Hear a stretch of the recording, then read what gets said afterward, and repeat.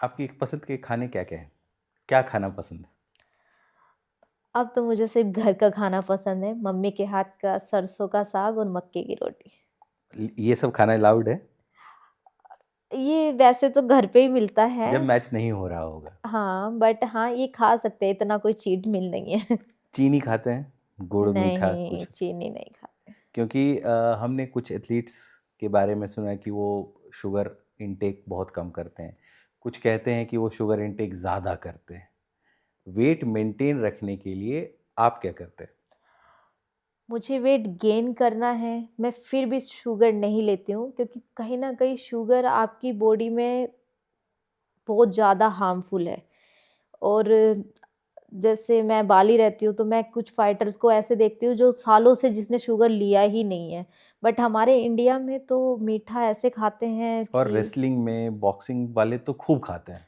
हाँ, वो चलता है। हमारे रेसलर स्ट्रॉन्ग भी है क्योंकि वो हार्ड वर्क करते हैं और ठीक है, किसी-किसी को ऐसा लगता है वो चीज़ मैं ज़्यादा नहीं करूँगी, बट मैं ये बोलती हूँ अभी भी शुगर बॉडी के लिए बहुत ज़्यादा हार्मफुल है।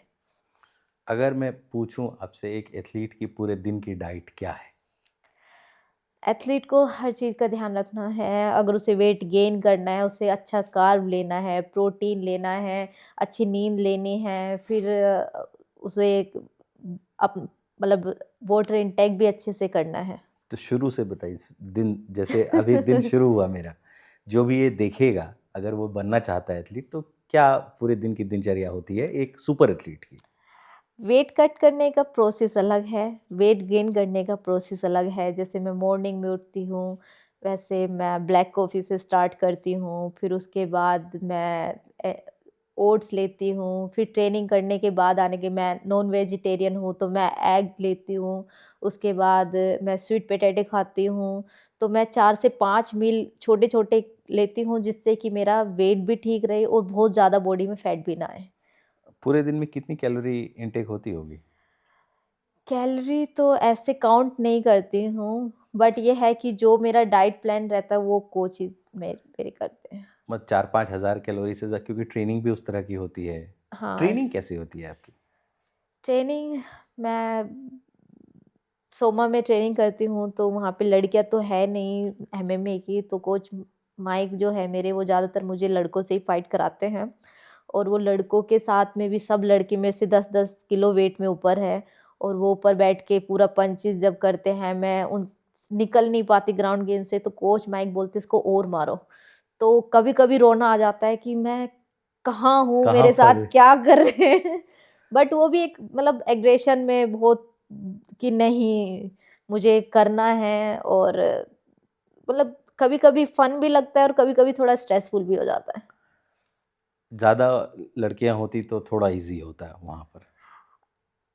नहीं, मेरे लिए कंफर्टेबल है, ऐसा मतलब नहीं है। ट्रेनिंग से कोई दिक्कत नहीं है, लेकिन हाँ, ये है कि कई बार कई बार थोड़ा हो जाता है, ओवरवेलमिंग लड़के होता है। अपने ईगो पे आ जाते हैं कि ठीक है, लड़की ने कैसे फिर कहीं न कहीं मैं भी वो हो जाती हूँ, तो बट मैं खुश हूँ कि हाँ, मैं भी उन्हें ज़ोर से हिट कर सकती हूँ। जब लड़की-लड़की ट्रेन करते हैं, तो एक लिमिट तक करते हैं, बट लड़कों के साथ खुल के हिट करती हूँ। मतलब वो जो बचपन वाली लड़ाई है, वो एक तरह से चल रही चल है, रही है। चल रही है अभी भी। अगर मैं कहूँ कि ताकत, स्पीड और अग्रेशन, कोई एक ही चीज़ चुन सकते हैं, एक फाइट के लिए, आप क्या चुनेंगे? मेरा जो गेम है, वो स्पीड का भी है क्योंकि मैं वुशु से आती हूँ। एग्रेशन भी है क्योंकि मुझे बचपन से ही एकदम एग्रेसिव होके फाइट लड़ी हूँ। बट वैसे होना नहीं चाहिए इतना एग्रेसिव फाइटर को क्योंकि उसकी टेक्निक कहीं न कहीं उस एग्रेशन में खो जाती है। बट वो कहीं न कहीं एग्रेशन मेरे काम भी आता है। तो आप तीनों में से अग्रेशन चुन रही हैं। ताकत, स्पीड और अग्रेशन में से अग्रेशन। हाँ, एग्रेशन ऐसा है कि वो विल पावर पैदा कर देता है। अच्छा कई बार ये जैसे किसी से लड़ाई हो रही है, किसी फाइटर से अभी मेरी फाइट है और आपका स्टाइल अग्रेशन वाला है और उसका भी हुआ तो?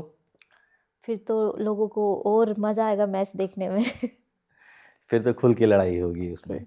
क्या आप लोग या आपका अपोनेंट आपको फिगर आउट करने की कोशिश करता होगा कि इसका ये स्टाइल है, यहाँ पर ब्रेक कर सकते हैं, आप भी सामने वाले को फिगर आउट करते होंगे? बिल्कुल, एमएमए में हमेशा यही होता है, जैसे ये हमारा मैच वो हो जाता है, फिक्स हो जाता है कि आपकी फाइट उससे है, तो वो अपोनेंट मेरे ऊपर पूरी स्टडी करते हैं। मैं उसके ऊपर स्टडी करती हूँ कि ये स्ट्राइकर है, तो मुझे अपनी स्ट्राइकिंग ऐसे करनी है, थोड़ा टेक डाउन लेने की कोशिश करनी है, या वो रेसलर है या उसका बीजेजे अच्छा है, तो शायद मुझे थोड़ा अपनी ज़्यादा स्ट्राइकिंग करनी है। तो स्टडी दोनों ही पूरा करते हैं। एक टेक्निक के बारे में, आपके गेम के बारे में किसी एक्सपर्ट से मैं सुन रहा था कि वो कह रहा था कि striking plus grappling plus conditioning, ये क्या थ्योरी है?